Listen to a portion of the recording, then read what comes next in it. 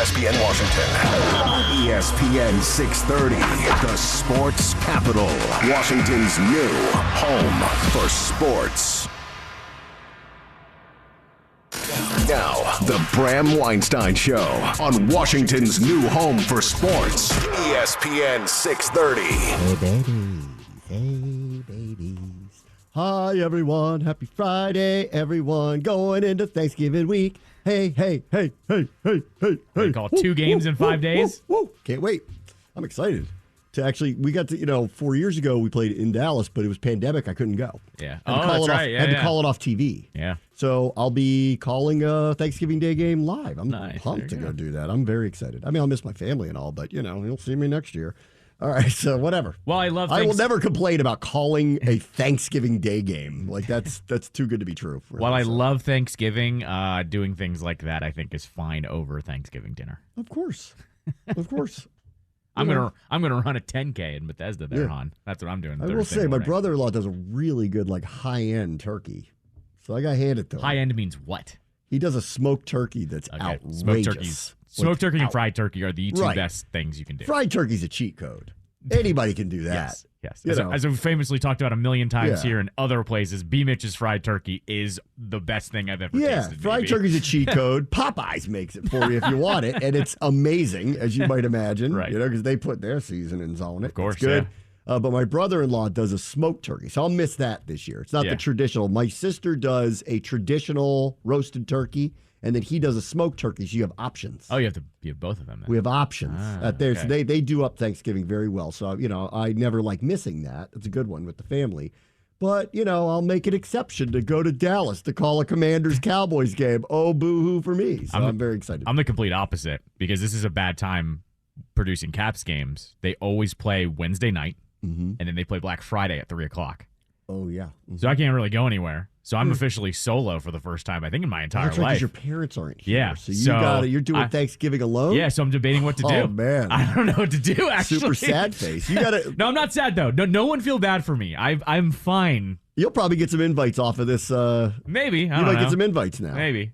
This is typically like a I'll go to 3 different. Come on in. I'll go to 3 different places on Thursday now. Yeah. Yeah. You go to like 3 different Thanksgivings. Is Tommy Joe's open? I could walk there. Probably. I can walk. Caddies on Cordell on Thanksgiving. Go to Caddies on Thanksgiving? Why not? Is Jim Riggleman going to be there? Who are you going to meet on Thanksgiving Day? Caddies on Cordell. Oh, no. If that's the story of I met my wife on Thanksgiving Day at Caddies on Cordell, I think I might not go to the wedding. I would be like, I don't know, man. This might work out and it might not. It's a bad start. It's not the best foundation in the world. No. So now every Thanksgiving we have at a bar. That's our thing. Ew, I would not do that. That's our thing. All right, let's go to the news. The news is Joe Burrow's out for the year.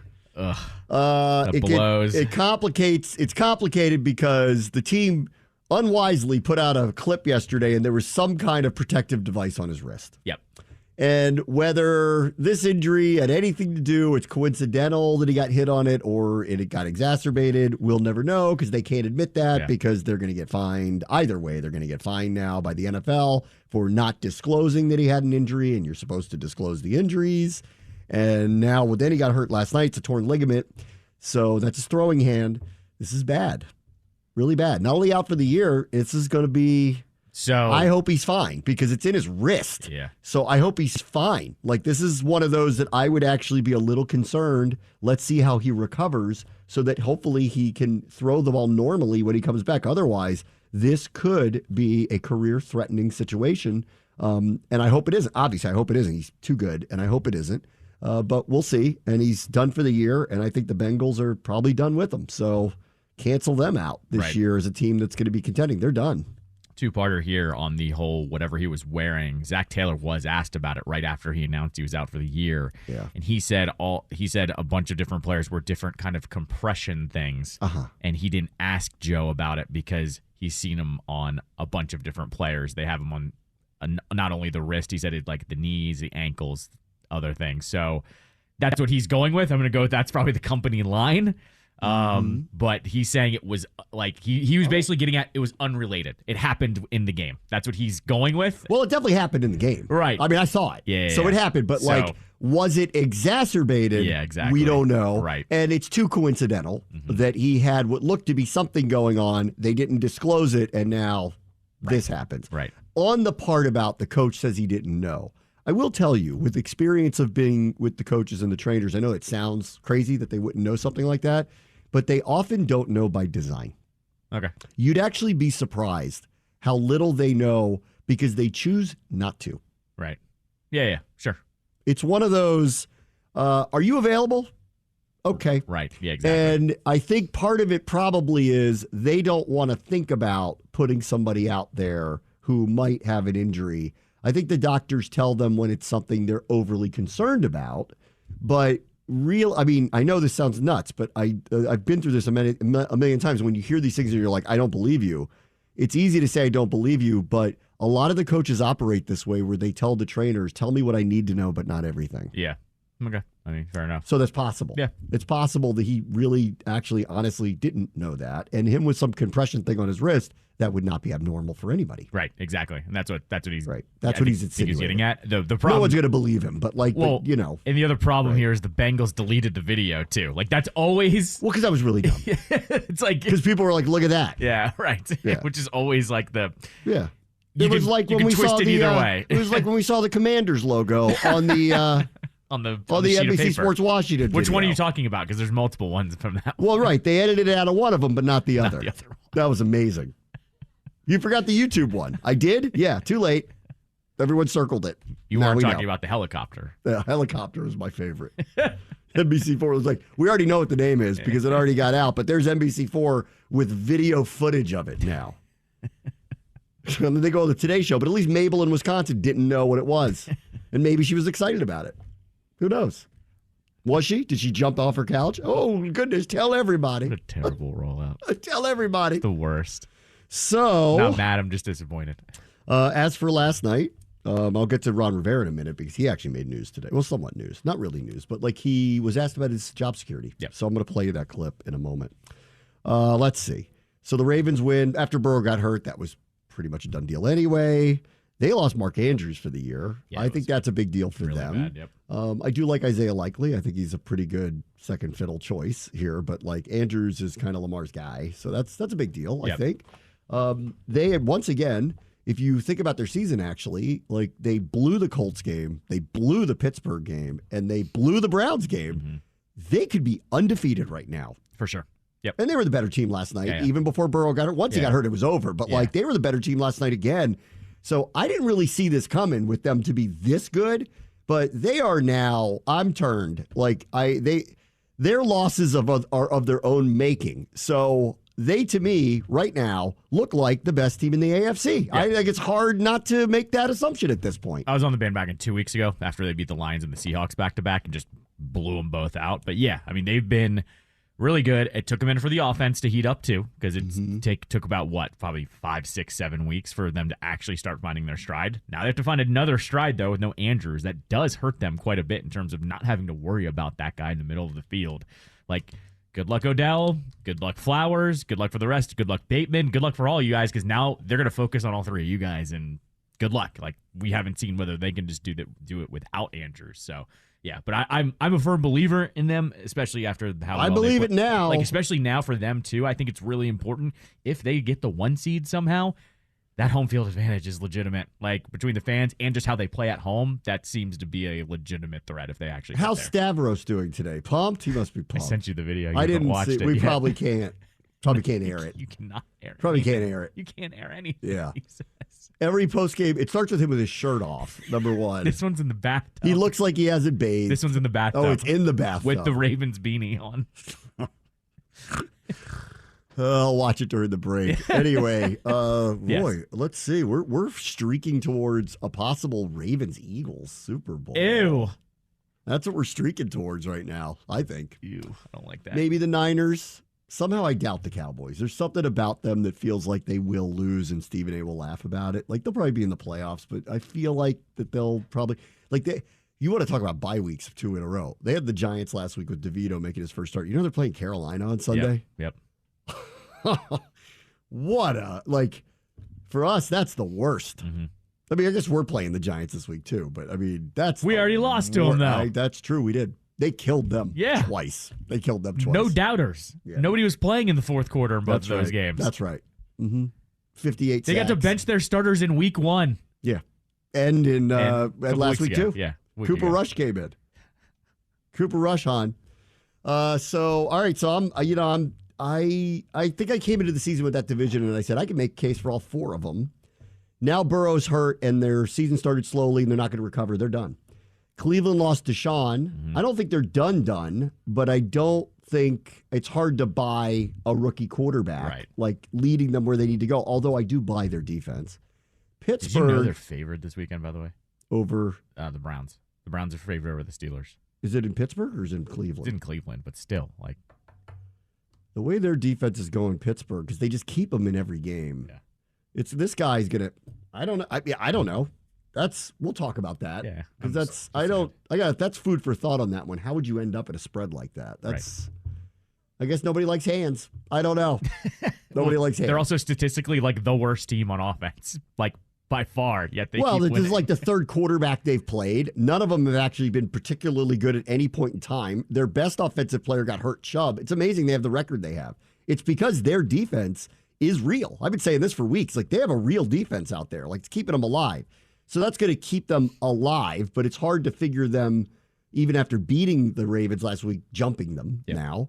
And then with Pittsburgh, this has got to come back to the. I mean, you can't get outgained every game and end up 12-5. Like, can you? I mean, like, is that really? So they Tomlin can apparently. They got to start losing some of these games. So the Ravens are streaking towards winning that division now, somewhat by default and somewhat by their own, success.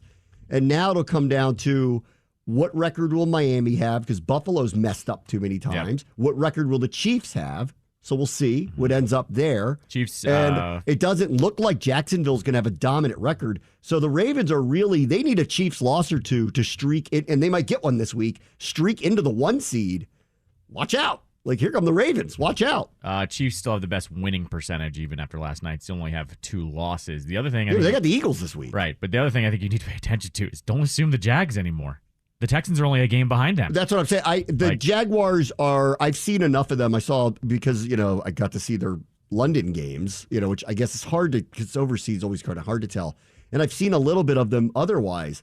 They're very up and down. They're not nearly as dominant as I thought they would be. And they're not to be trusted at this point. So they'll probably end up in the playoffs. And I still believe they'll probably win that division because it's not going to be the Colts and it's not going to be the Titans. So it's a 2-team race. And Stroud has to keep doing this for the rest of the year to get there. So, and that would be really he will win the MVP if that happens. It would be really unusual for that to happen. So I think the Jaguars will end up getting there, but they don't look like the type of off of last year jump I thought they might take. And I thought they'd easily win that division. That's not happening right now. So the Ravens are, I don't even know if it's arguably, they look like the best team in the AFC right now, maybe outside of the Chiefs. That's it. And if they get the 1 seed, look at that. What do you know? They're going to head to the Super Bowl. Get either San Francisco, kneecap biter, or Philadelphia. Or Philly, yeah. Or Philly. A Philly-Baltimore Super Bowl. Wow. Well. Where's it at this year? Oh, Vegas. Uh-huh. A lot of flights. A lot of flights Stavros. from BWI. I'll share a room Philly. with Stavros if he wants. You don't want to do that. I just want to see how he puts together his social media. See that. Texans schedule, by the way. I just looked it up real quick just to see. Tell me what game you think the Texans would be definitively out of in what I'm about to say. Hosting the Cards this weekend. Win. Probably a win. Well, Kyler. So I don't know. Okay, yeah, you're right. Absolutely. Yeah. Hosting the Jags. Toss up now. Hosting. They got 3 home games in a row. Hosting the Broncos. I don't know. Give me a couple more weeks on that one because Denver's turned around. Sure. Yeah. Toss up, but Ed's at home. Sure. At the Jets. Rodgers is not playing in that. It's December 10th, so that's not mid-December. That's a fortnight. That's early December. That's a fortnight. I'm going to go with win there, though.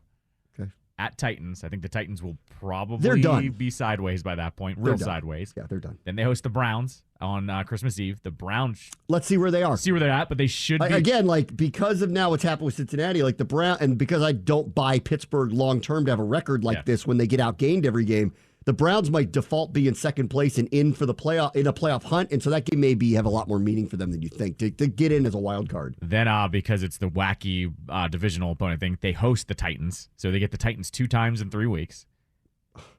It's wide open for them to and then potentially win the division. Final game of the year at Colts. Who they already will be beat the Jaguars, right? Yes. So if they beat them again, they're going to match they're not only going to match the record at that point, they will easily have the tiebreaker too. I Yeah. think Texans are going to win that division.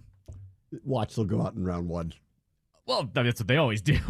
Right, but I mean, like, they get into the playoffs and they play Buffalo or someone like that, it's going to be a wake-up call. They're going to win the division because I look at the Jags and their games are a little more dicey. At the Texans, this weekend they're hosting the Titans. Probably will win that. Then they're at the Texans. Then they host the Bengals. That's a winnable game now. Yeah. Then they host the Browns. Don't know what's going to happen there. Yeah. Then the Ravens come to Jacksonville.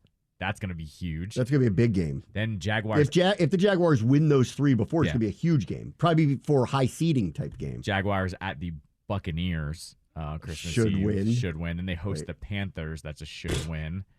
All right, so they're going to win the then division. They're at the Titans though. So it's look at those last 3. It's mainly going to be if they just have to be in position. Yeah. Because none of those teams are going to be in the playoff hunt when they play them. So just look at that. Look at the last 3. You better hope they take their lumps now, and you have to beat them to sweep them to have a shot, and then you hope you end up tied with them so you win the division by the tiebreak. Exactly. That's what you need. All right, so there's that. All right, I want to read this quote because I think it's interesting that Ron Rivera spoke about his job security today because he was asked about it. Yeah. Matt Rule, who has been around the block a little bit here, had a great run at Temple, tremendous run at Baylor, then got too much money to turn down from David Tepper as the hiring after Ron Rivera. Of course. That didn't last very long. And now he's at Nebraska, and he's trying to revitalize a long, historic, great program that's been average to below average for a while now. Right. But they brought him in, and I actually think he's the right hire for them. And I don't think he's going anywhere. Even in year 1, they're not doing anything and making any hay. Maryland just beat them in Lincoln. So, but he was asked about being in the coaching profession in general and said this, and it's straight out of The Godfather. This is a life we've chosen. This world, to me, is always like the mafia. You get hired, eventually you get whacked, and you live as much as you can in between. I mean, is he wrong? No, but at least when you're in this position, you get paid handsomely so that when you do get whacked, it's not the end of the world. Sure. Right? You could choose to do this again and go back in the mafia, or you can go into witness protection and go disappear for a while if you like. This is why everyone got so pissed at Peyton for going after Natty Hacks. Yeah. It was like, dude, come on. We're all trying to live here. Yeah, we're all trying to live here. But like, why you got to whack You people? might find yourself on one of his staffs or something. Like, come on, dude. Yeah, this is the Goodfellas moment with Billy Batts, who said something he shouldn't have said. He said, go get your shine box. And then they had to go kill him, and it started a war with everybody else. Right. It all goes back to Goodfellas. You'll get your shine box. Now I got to kill you. I got to go ask them if it's okay to get the hit. Then I didn't get the okay. Now they're going to kill me. Everybody gets whacked. Anyway. It's Scorsese's birthday today, by the way. Oh, how old is he? He is 81. Wow, congratulations. You look great for 81, sir. I haven't seen his new movie, which I heard is fantastically great, but I haven't seen it yet. Killers of the Flower Moon. Yeah, I heard it's great. Yeah. It's also, I heard it's like 18 hours. Yeah. So, those are always like, I haven't seen Oppenheimer yet because I heard it's great, but I heard it's also 58 hours. That's what Greeny's producer was saying. He was like, it was awesome, but even I don't have time for that anymore. 3.5 hours at the theater. Even I don't have time for that. All right, so there's Matt Rule. Ron Rivera, I didn't know when it was going to come, but this week feels about right. And especially in a week where, I mean, look, you know me. I don't like to say they should win games very often, but come on. Come on. Understatement. Come on. You're at home. You have to win. That team has lost 30-6 and 49-17. They're playing an undrafted rookie free agent because they ran out of quarterbacks. The offensive line is extremely marginalized. And I couldn't even believe I saw this. Their defense gives up they're 31st in yards per pass and runs average. average run and yards per pass. They're bottom 2 in both categories. They've got the worst scoring offense in the league, and they're playing a guy who lives with his parents at quarterback. How can you not win? How? How can you not win? You're at home. How can you not win this game, right? So anyway, and you're laughing because you know there's a possibility and a path towards it. Yes. But it's worth saying, how can you not win this game? Every time they should beat the Giants, that team just for some reason has a dumb game and beats them. This is ridiculous. Like this will be DeVito highlights on Sunday Night Countdown. If they lose, my professionalism will be tested. Because I'm sorry, at 4-6 with your season on the line, if you can't win this one, it is going to be hard for me not to yell the F-bomb at some point and be like, what? How? Are we even going to Dallas this week? Why? So, anyway. With DeVito, by the way, did you see what happened today? No. He was all pumped because some local sandwich joint sent him a free chicken parm. And that's what was going on in the locker room. And I was like, he likes the chicken parm. He said the mom makes the chicken cutlets. When he comes home, he knows they're always ready. That's what he said. So some local, local Smart sandwich joint sent that to him. And I'm like, it's the DeVito. Well, but I'm like, guys, it's the Friday before a game. Yeah. And you're a New York sports team and you're pumping this out. Right. Like, I'm sure people are calling up there going, what are we doing here? Well, so anyway, Rivera today, I knew this would happen at some point. 4-6, it feels logical. Nikki Jhabvala, Washington Post, started a conversation at the end of his press conference today and asked him about his job security. And here was his answer. I really don't. I mean, I understand the situation, the circumstances, but I'm not going to waver on anything. I'm going to stick to what I've talked about in the spring, and that was the growth and development of the quarterback and the offensive unit.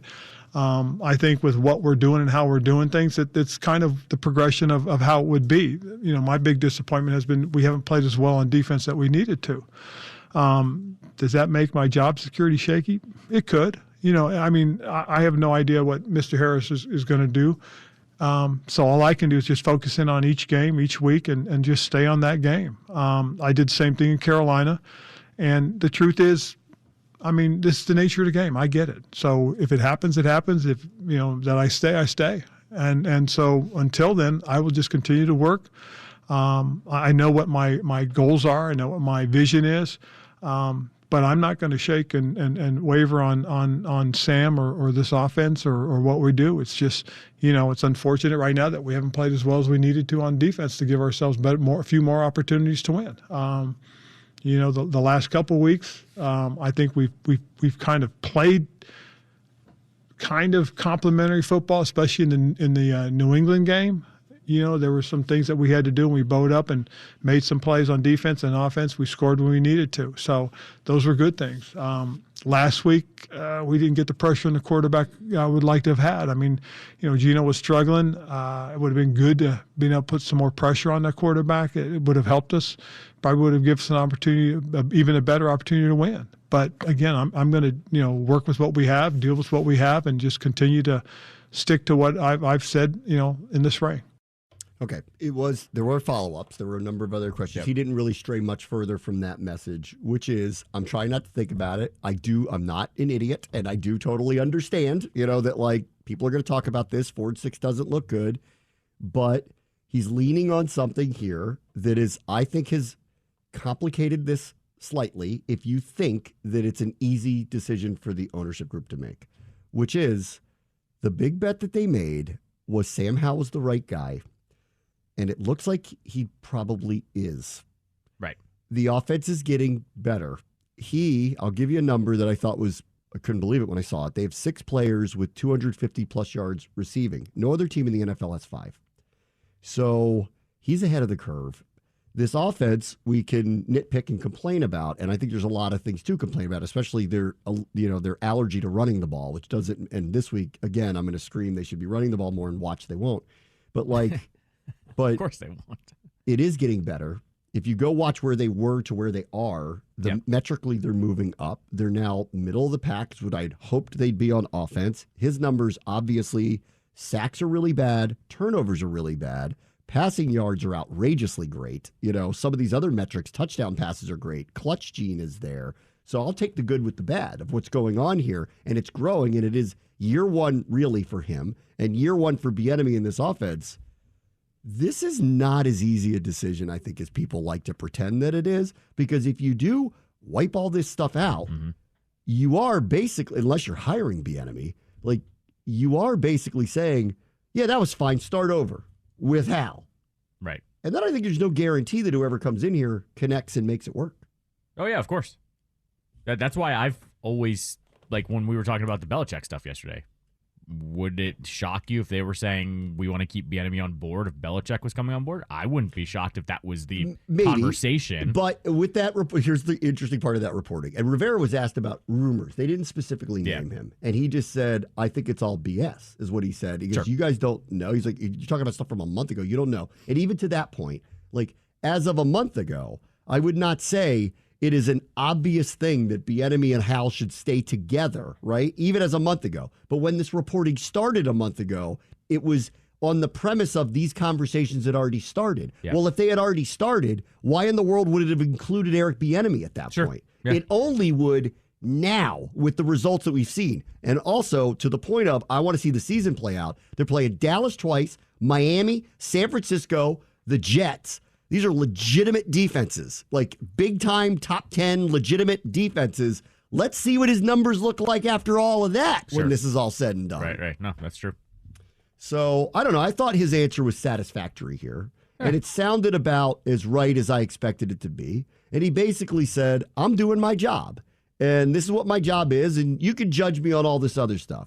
But the gambit bet, which I thought was an interesting one that he made on Hal, he's sticking to it, and he's pushing those chips in because it's the chips he has left.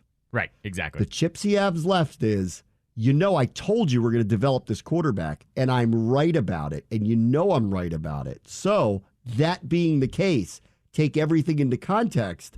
Now how do you feel about it? And that's why I think this is not as simple as everybody on Twitter wants to make it. I actually think the ownership group has some interesting decisions ahead of them, which is why they need to let this play out. And I hope we're talking about 5 and 6 on Monday. If we're not, ask these same questions of him on Tuesday, and the answers are not going to be good. Because if they lose this game this weekend, you've lost your locker room. Seriously. It's going to be if they can't show up, people fighting in the stands. Correct. At home? Yeah, I've been there. Yes. At home, you can't lose to this team right now at home. I'm sorry. You just can't. You can't. No offense to the Giants. This happened to us a couple of years ago when the COVID outbreak happened. Right. And we went to Philadelphia, and Garrett Gilbert, who had been there for 2 days, played in that game. And then a week later, we had to go to Dallas, and they're all systems go. Right. And we have half our roster. No kidding, we're going to lose. Right. It's just how bad is it going to be?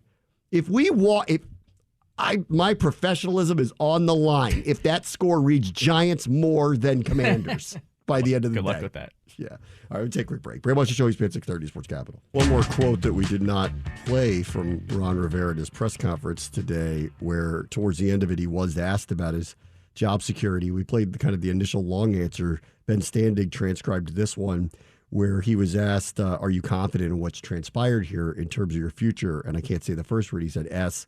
He goes, I've been through enough. The last 3 years have not been easy. It's been a lot. Is the culture better? And have we found a quarterback? That's all I can control. Winning and losing too, though. Winning and losing too. I think, to be fair about this, if you're referring to dealing with all the crazy headlines that had nothing to do with you, I agree with you. Sure. If you are talking about cancer, I agree with you. Both of those things, I agree with you. Rebrand, rebrand, I agree with you. To say it's been a lot. Yeah. It's been a lot. I think everyone can totally agree. And I think that's what goes back to whenever anybody comes at him personally, I'm always very angry about it. And I defend him because you want to talk about the football, the decisions that were made with the roster, the way they performed, the loss to the Bears, the loss to Cleveland. You want to talk about all that stuff. Fair game. Yeah. Right? But this guy showed up and has had the hardest job of any coach in professional sports the last few years. Yeah. Because even when they win, the next day is some article about some AG somewhere asking crazy questions about the culture of the organization that he had nothing to do with. That's right. And he has to keep it all together somehow. Yeah, exactly. Even the players by the end of it were like, we need a change around here. Like, we've had enough of all this. Right. Like we're done admitting that all this stuff hanging over. So I hear him on that. Do they need to win a little bit more than they have, though, to really make his case? Literally, yes. They've been hovering around 500 and have never gotten over that hump. Right. But he's also saying there's been a lot here that's gotten in our way, and I don't totally disagree with all of it. Like, the first year was pandemic year, and he had cancer, and they made the playoffs anyway because the division was terrible. The second year, they got very unlucky at the end of the year. We don't know what would have happened. They had a COVID outbreak that shredded their roster when they played Eagles-Dallas, and lost all of them. Yes. And they were actually competitive in 3 of the games, which was the weirdest part of the whole thing. But I gave them a pass, but they were still not in position to be in the playoffs at that point. They needed to win those games, and they got unlucky with what happened, with the COVID outbreak with the team. Last year, y'all chose to get Wentz. Y'all said you just needed a quarterback. Yep. That didn't work out. Heineke kept you afloat, and then you lost games you needed to win, and a couple of them to teams that weren't in the playoffs, and a couple of them here. And I'm sorry, at some point, that's on you, isn't it? By playing him, too. Yes. I mean, either one of the Giants games, you had to win that. One of them, you didn't. And the Cleveland game, you made a weird choice at quarterback, but I understood why you did it. You still, don't you need to win that? Still left him in way too long. So here's what I'll say to him. The first 2 years, I will totally hear you out for what was going on, what you were trying to clean up. You're trying to build a roster, and you've got this hovering cloud of all these terrible things that are said about the organization that you had nothing to do with. You have to take bullets for. I'll hear you on all of that. Right. I will. By year 3, though, even amid, Al says on Amazon, Dan's got to go, the crazy meteor stories that Don Van Natta and Tisha are dropping. Right. I'll hear you. Again, it was very tough. I will hear you on all of that. But you told me the roster was ready to kind of take a turn, and you went and got the quarterback, and you guys ended up 8-1. And you're picking the players. You picked the players. So at that point now, when do we have the conversation of when do the results matter? Right. So here we are this year. You bet on this quarterback. You're developing this quarterback. I agree with you. This has gone really well, and you're right about it. And everyone thought you'd be wrong, and you're being, well, I don't know everybody, but I didn't expect this.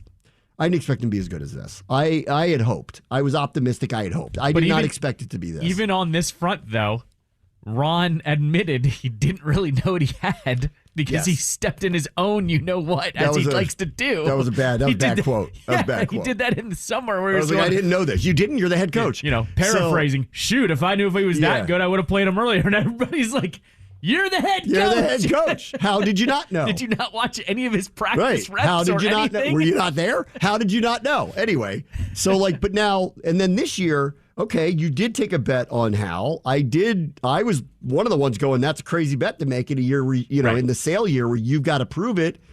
And, then secondarily, let's be real here. You're the defensive coach. That's right. Yes, exactly.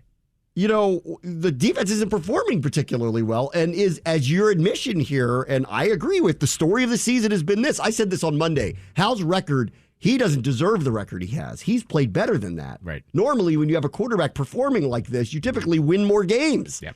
They should be 6-4, in my opinion. Right. Not 4-6. It should be 6-4.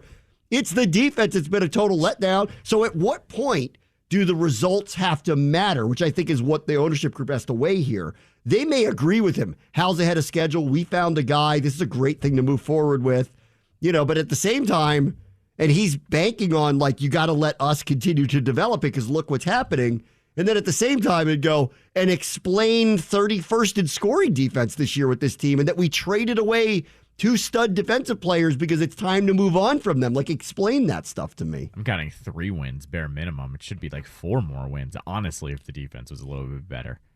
They should have won. The Bears game, they got smoked. They still should have beaten them. They should have won that game. The score was so ugly, and they were so not ready to play. Either way, Thursday night at home, they should have won that game. Giants game was ridiculous. Giants game, okay, that's 2. They should have won one of the Eagles exactly. games. I think the first one, they not the second one. The second one, they got smoked. They scored people forget, they scored a touchdown with a minute left, down 14. Yeah. That game was over, and Hurts lit them up. The first one, The first one, they were right there. But if the defense was actually won. good, everyone would have felt good about the lead they had in the first half, too. I think it's worth arguing. That's all I'm saying. Sure. But either, one of them. I'll take one of them. Realistically, that's 3. I think, and what? I don't know if they would have won any of the other games. I'm just trying to rack through. They could have won the Seattle game. Yeah, the Seattle game. That's 4. Easily won that that's game 4 last right week. there. 4-5 actually. They is scored the with a minute left on the road in Seattle and lost. That's 4. I think that's definitively 4 wins that they should have had. That's why I woke up on Monday and I'm like, Hal deserves better than this. This guy in Seattle drove them down to a game-tying touchdown with 50 seconds left and lost? Yeah. He doesn't deserve that.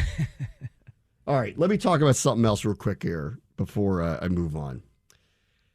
The Charissa Thompson thing has spun to the point that I thought it would when we talked about it yesterday. What she revealed on the Barstool podcast was an utterly ridiculous thing to say. Yep. Now, I've read she went on Instagram and posted a long post basically saying that she said she didn't use her words correctly, was the way she put. She didn't try to say it's taken out of context. It wasn't. We all heard what she said, which was, if a coach didn't talk to me at halftime in the past, because she hasn't been a sideline reporter in a long time. If a coach didn't, they typically talk to us and they come to us after the half and they go, what'd they say to you? And then you give a 30, 60-second report, whatever. And she said when they got blown off, which, curtain up, this happens sometimes. The coaches just blow us off. Yeah. Sometimes it happens. She made it up. Right. And everybody who's a journalist just went, oh, my God. Especially female sideline reporters, too. Unbelievable. Yeah. And so all of them.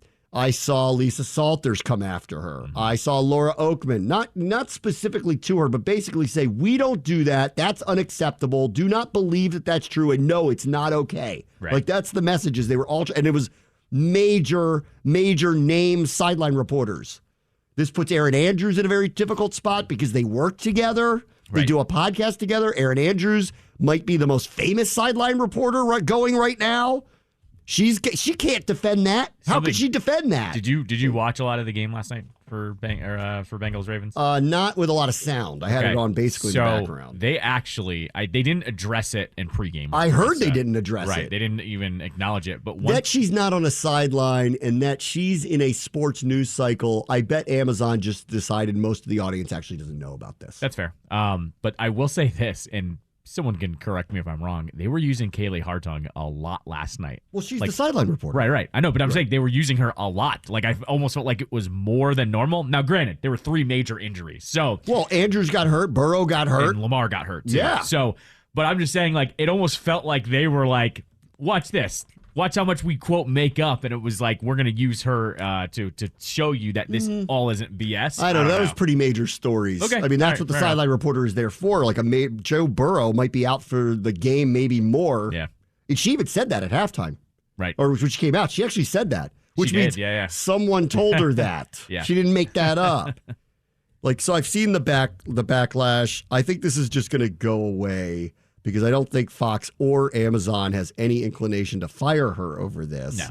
Because she's very popular and actually pretty well liked in the industry. And I really just don't think they're going to do that. But she did such a massive disservice to everybody who's in this industry, let alone female sideline reporters. But like, even for someone like myself, like, I get to talk to Ron Rivera alone on Fridays before. And if I ever attribute anything in the broadcast to what he told me, it's because he said it to me. I have never once even considered making something up, ever, even if I thought it was something he probably would say about it. I would never, ever, ever do that. And as stupid as this is, because she's like, all I was saying was they're 0 for 7 and third down, and they want to do better. Yes, that is probably what they want to say, but you probably don't know what they were going to say because you didn't talk to them about it. Yep. You can't ever do that. There is an ethical line that was crossed here by her admitting this. And all of us that were out at the park today, reporters, we were talking about it, and everybody's just perplexed she even said it. We're all sitting there going, what does she gain by admitting that? Right. Like, what's the gain here? You think that's going to come off as you're cool? Like, what? Mm-hmm. Right. Why would you admit something?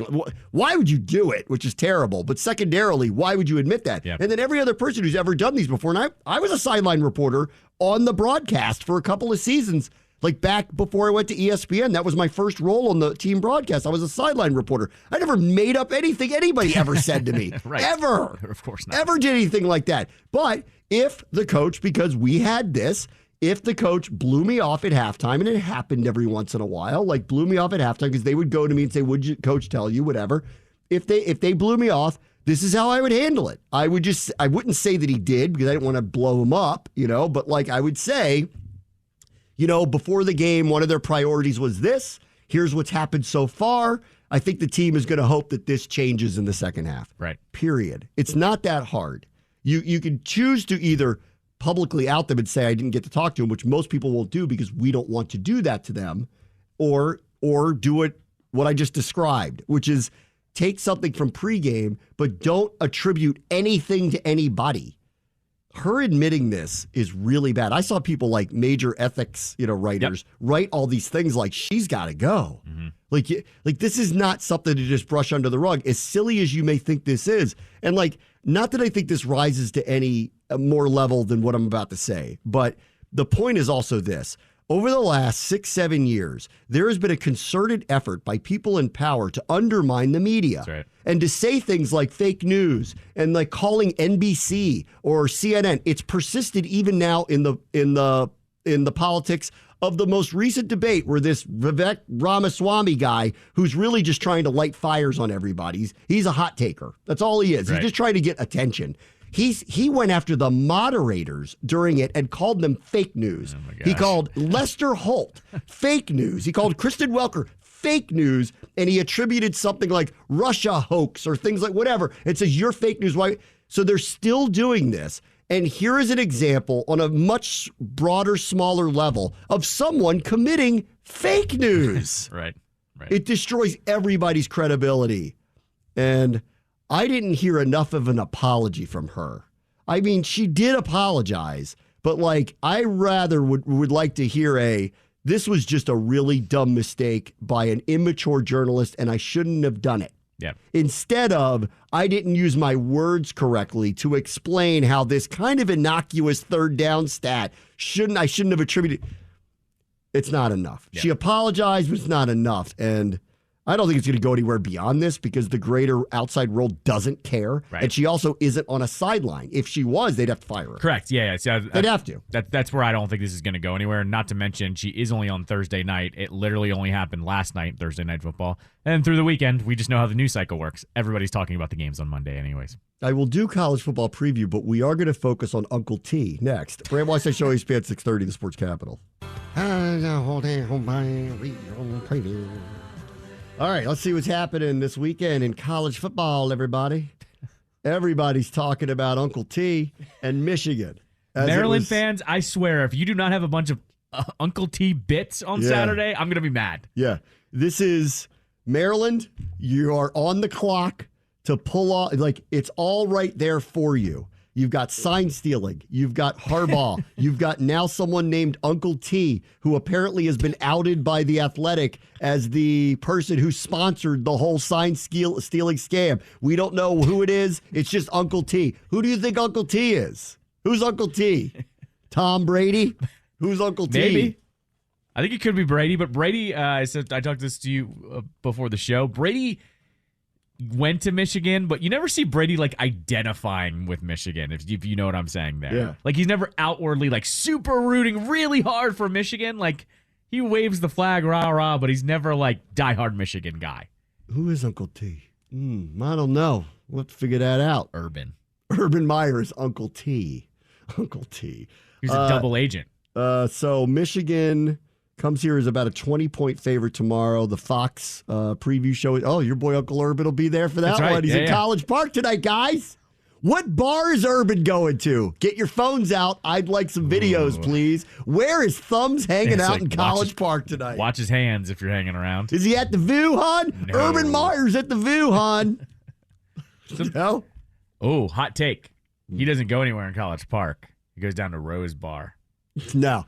Urban Meyer, like one of the hot, believe it or not, one of the hot hangouts in College Park these days is the expanded Lido Pizza on Route 1 that's got a club back there. What? When did that happen? I know. Everybody in College Park, friends are there anymore, everybody in College Park's like, we know about this. But everyone else, when I tell this to them, they're like, really? And I'm like, yeah. Like one of the hot spots of College Park these days is this expanded Club Lido's up there. So I'm going with that's where Urban will be. Super Thumbs. Super Thumbs goes to Lido's Route 1, hon. I just want to see him eating jumbo slice at 3 in the morning. That's what I want to see. Now I just want a shirt that says Club Lido. Club Lido. Mm-hmm. It's good. In that font. Yeah, absolutely. Club Lido. We never cut corners. Yeah, see, that'd be a whole different meaning now. Uh-huh. Club Lido. Give me Michigan by a lot.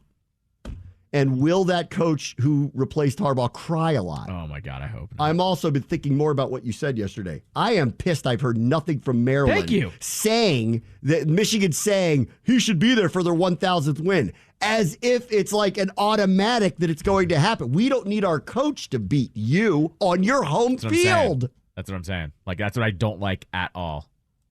So give me Michigan, but maybe Locks motivates him off all that. Who knows? We're gonna be a lot of Uncle T's in the crowd, I think, tomorrow. A lot of Uncle T's. Yes. You're on the clock, Maryland. Let's see the comedic chops you got for Uncle T, sign stealing, khaki pants. You got a lot of options here, guys. What does Uncle T look like? I can't wait. Let's see. Chattanooga's at Alabama. This is the part of the SEC schedule where they play a nobody for some reason, so that's stupid. Louisville at Miami. Miami's got that coach, Cristobal. He's just going to lose the big games. You could just tell. Take one look at him. You just know it. Yep. Louisville knocks them off, I bet. Even though Miami is a favorite in this game. A favorite. Rutgers at Penn State. We're a week away from that rivalry game for Maryland. Rutgers and Maryland. Rutgers at Penn State. Give me... I bet this game's close because Penn State's coming off of a emotional loss. It means they're done for going for anything big this year. I bet you that game's close. I'll take Penn State to win because they're at home, but I bet that game's actually pretty close. UL Monroe at Ole Miss. Get off my schedule. That's ridiculous. Oklahoma at BYU. Interesting timing of that game to actually have that. That feels like a week 1 game, really. Right. I can't believe that's happening. Give me Oklahoma to win up there. Tulane at Florida Atlantic, don't care. Utah at Arizona, that's actually a good one in the Pac-12 if you were into that sort of thing. Last good one of the Pac-12, I think, probably for the year. Yep. Give me Arizona at home to knock off Utah. Georgia at Tennessee. Georgia's starting to roll again. Georgia's trying to get back in the playoff. They haven't lost in 5 years. Give me Georgia to win at Tennessee. Illinois, Iowa, don't care. Iowa's so boring. Wake Forest at Notre Dame. Notre Dame should win handily. North Carolina, Clemson, Dabo's crew has woken up. Carolina's the one that's ranked. Will the carryover of whatever that guy who pissed off Dabo in the talk show keep going? Yep. Give me Clemson to knock off North Carolina here. They are at home. So give me Clemson to knock off North Carolina. Probably a close game. And they're actually a touchdown favorite in it, which is a little higher than I think I probably would have expected. Minnesota's at Ohio State. I assume Ohio State's going to win, be undefeated as they get set for the game next week. Oregon at Arizona State. Oregon ought to crush them. Arizona State's really bad this year. Oklahoma State, Houston, I don't care. Somehow North Alabama is playing Florida State. Kansas State, Kansas. If I lived there, I'd care, but I don't. They're both ranked. That's weird. Washington at Oregon State. I mean, the Big Ten, the SEC, they're rooting for Oregon State here because you got to get Washington out. They're undefeated. Yeah. Otherwise, it's going to be hard not to give them a playoff spot if they end up undefeated, and they need Oregon State to knock them off. That's right. So Oregon State is favored? Really, are they? Give me Oregon State to pull off an upset and get all the... Only SEC and Big Ten, boys. Only SEC and Big Ten. We need that Florida State to lose too there, son. Right, Paul? You going to make that happen? Maybe they cheaters. Uncle T involved with Seminoles or what? Florida at Missouri, don't care. Missouri's actually now ranked 9th. Texas at Iowa State. You know Texas is back. They'll win again. Georgia State at LSU. Yuck. Yuck, guys. John Kimes next. Brave Washington Show, ESPN 630, Sports Capital. Dying to know who Uncle T is. I can't wait to find out who Uncle T is. Wonder who he's got this weekend. Who's Uncle T got? Who you got, Uncle T? What do you mean? In what sense? You know, who's he betting on this weekend? Oh, I thought you meant who's he scouting? Who's he paying to scout? He's just paying people to scout. But, you know, he's a gambler at heart then. If you're paying somebody to do the scouting for you, you know, what's he get back for that one? Not just the, I funded this, but like, I want some information, my friend, right? I mean, Uncle T. Uncle T could also Uncle T wants to know if Central Michigan's got a real shot this weekend, let alone against Michigan in 2 weeks, my friend. He could also just be a massive Michigan fan that also bets on Michigan, too. Sounds like they're all nuts. Yes, of course they are. The manifesto thing that Keim brought up was this guy Connor Stallions wrote a manifesto of how he loves Michigan football. Right, exactly. Y'all are psychos up there. Archer wants to go to Michigan, by the way. What? Yeah, he's at this thing about he wants to go to Michigan, which I'm all for. It was a great school. Go for it. Okay. And you get to have this legacy. You get to go to a school that has a football team like that. One of my seatmates went to Michigan. Yeah. He actually went to, was Notre Dame at Michigan this year, right? I don't remember. I don't know. He went to a couple big games. Paul, where did Notre Dame play this year, Paul? Did he play up there? Liars, going cheaters. Tomorrow, obviously. Uncle T. Uncle T's actually from Alabama, probably. I'm telling you. Yeah, well, that was He's the like, joke. Down here, we don't talk about it. That was the initial joke on Twitter. Everybody's like, Uncle T, why is he not in the SEC with that name? Uncle T. Uncle T's like, I've been trying to help Ole Miss for years, but that Lane Kiffin, he don't even understand the messages I give him. Let's see. What do we got this weekend? Week 11 outside of Commanders. Steelers-Browns. Cleveland's a favorite. With Dorian Thompson-Robinson starting. It is in Cleveland. They're 4-1 at home. 6-3 versus 6-3. Biggie for probably a playoff spot. Cleveland, good defense. Interesting offense now. Pittsburgh, can't really move the ball. George Pickens freaks out every once in a while. Get outgained every game but win anyway. Give me Tomlin to knock off the rookie quarterback at home. I'll take Pittsburgh. Now, you like Cleveland? You took the bait. I think this is one where Vegas is begging you to take the Steelers. They know something we don't. Just roll with the Browns if you're going to bet on it. All right. They're begging you to take the Steelers. I mean, they did. Begging you. They beat the Ravens last week. Right. So, I don't know. They are absolutely begging you to take the Steelers. Their defense is real. I said this early in the year. I'm like, watch out for them. Their defense is actually real. Same thing as I always like to weigh in on. Over-under on this one, 33. Yeah. I'm staying away from that just because a touchdown at the end of the game screws that over. Bears-Lions, kneecap biting in Detroit. I think Justin Fields is playing, correct? I believe he's back. Came out today. All right, so that changes that dynamic a little bit. I'll take the Lions to win by a touchdown. How about that? Probably closer than it would have been if the undrafted free agent guy was playing, but I'll take the Lions. If you were allowed to bet, you'd have to tease that down because it's a 7.5 point spread for the Lions. Lions will win this easily. I don't know what the spread is. Over-under at 48? No. Give me over on points on that one. Look at over. you. High scoring on that one. Chargers, massive disappointment. At Packers, massive disappointment. This is one of those where I go, I've seen the Packers play a lot, and I don't know how the Chargers don't win, but they always lose games like this. So give me Team Zabe and Green Bay at home. Agree. Because they're an underdog at home. Give me the Lambeau boys to pull off a money line win. Not like how you kind of just have to chalk things up. Lambeau will get you a win every once in a while. Lambeau gets you a win against a West Coast team. For sure. Raiders are on a joyride with Antonio Pierce because McDaniels is gone. They smoke all these cigars. They've won a couple of games. They're going to go to Miami, and they are going to get smoked. They're going to get lit up, yeah. Oh, yeah. Honeymoon over now. Honeymoon over. They had their fun. They're going to lose by 20. Yeah, right. Yeah. Agree. Boy, the Cowboys have had a nice little schedule. Giants last week with DeVito's first start. Now they go to Panthers. They're going to win big again. 2 touchdowns, at least. They're going to win big again. Dak had some moments that were elite last week. And then he had other ones that were, I don't know what's going on. Yep. Their defense is going to scare Bryce Young to death. Panthers just can't score enough to keep. Even if Dak makes a bunch of mistakes, they can't score enough to win. There was supposedly last week going to be a march on the stadium by the fans of the Panthers who were mad about the organization and how they're performing. And then they called it off at the last minute. So, yeah. Probably didn't have enough support to do it. Meaning what?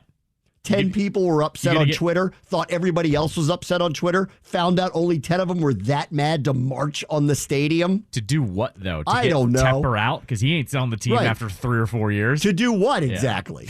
Good Right. Good luck Take with it that. from us. You ain't doing anything. You ain't doing anything. Right. Yeah. Oh, yeah. Sure. Cowboys easily by 2 touchdowns. On this one, I'm with you on that. Over-under is lower on this one, 42 points. I feel like that should be an easy over, but they're saying Carolina's not going to score very much. Okay. I'd buy dropped that. 49 points last week. They did. The Giants defense, I can't even talk about this because it's so outrageously bad the last few weeks that, again, if we don't win this game, it's just so infuriating to think about how I'm going to have to try to handle that and control my emotions if they lose. I can't even tell you on tape the last 2 weeks how bad their defense has looked in so many ways. Like, horrible. You're Will Ferrell in Old School right now. Yeah. Got to keep our composure. Just keep our composure. We come too far. I know. I feel that way. Keep our composure. I'm going to stop watching tape of them because the more I watch of them recently, I'm like, I don't know how Hal doesn't have a huge day against these guys. But I'm sure we'll find a way, won't we? Let's see. Titans, Jaguars. Give me the Jags at home, albeit they've been weird. I think the Titans are kind of done here. So give me the Jaguars at home. Yep. Cardinals, Texans is hard to figure because Kyler's back. They won last week. They've actually been competitive for the bus guy. Stroud is on a unlikely MVP type run. Yep. Texans have been very good at home. They're 3-1. Cardinals haven't won a road game yet. This is pass for me. Total pass. I wouldn't touch this.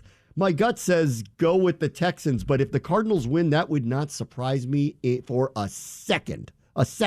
That's not a 12-win team, the Texans. So if the Cardinals go out there and win because they're competitive and Kyler has a couple big plays, shocker. That shouldn't surprise anybody. 6 is a little high for my blood. Here's what is too high. Over-under is at 48 points. The Texans score a little bit, but not like a ton of points. You don't know what you're going to get from the Cardinals. It's one of my favorite bets of the week, under on the 48 points in that one. I don't think there's going to be that much scoring in this one.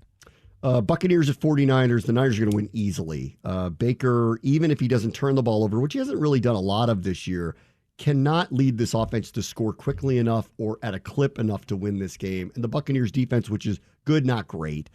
Niners win 26-10, something like that. Yeah, I'm agree on that one. The 12 is really high, but they should be fine going against them. Jets Bills is funny. This is a car wreck. This is a car wreck game. The Bills are at home.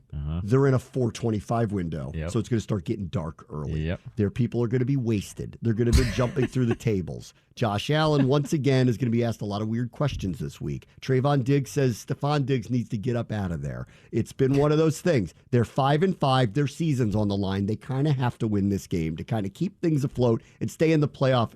And if they lose to Zach Wilson again, those people are going to lose. Not unlike us with the Giants. If we lose twice to the Giants, a deserved freakout will occur here. If they lose twice to the Jets, those people are going to lose their minds, like totally lose their minds. So I will pick the Bills tepidly here, like very tepidly, but these are my favorite games. Total car wreck. It is possible that the Jets are going to go up there and knock them off, and those post-game press conferences are going to be weird, so weird. I wish I could bet Sauce to get a pick 6 here. Oh, it'd be amazing. I think it's going to happen. Those people are going to light that stadium on fire. They're going to go crazy. Start rioting. That would be amazing. Seahawks, Rams. Ew. Ooh, that's an ew. The Seahawks are a 1-point favorite. That doesn't sound right. I agree. That doesn't sound right at all. Give me the Rams. That doesn't sound right at all to me. What do you mean they're a 1-point favorite? How are they not better than them? Give me the Rams. I haven't talked about Puka in 8 weeks. Give me him. I wouldn't pick this one, but if I had to lean, I'd lean Seahawks just because. Vikings, Broncos, this is pass. No idea. Josh Dobbs is amazing. I get it. Great story, though, for Sunday Night Football. I do think they at least get a storyline for this one. Great story. The Dobbs stuff is amazing. The Broncos clearly have flipped their things around here with that win last week. I'll take the Broncos at home, but this is a pass to me. I wouldn't touch either one of these teams, but I would. But I am not knowing it's the only one on the schedule. I know no one can control themselves. Right. I would take Denver at home personally. I am not hopping off the Dobbs train until it actually stops. Give me the Vikings. I picked them last week against the Saints. Remember that too. I'm just going to keep rolling with Dobbs. Why not? Monday Nighter's a great one. We'll get to that on Monday. Eagles at the Chiefs.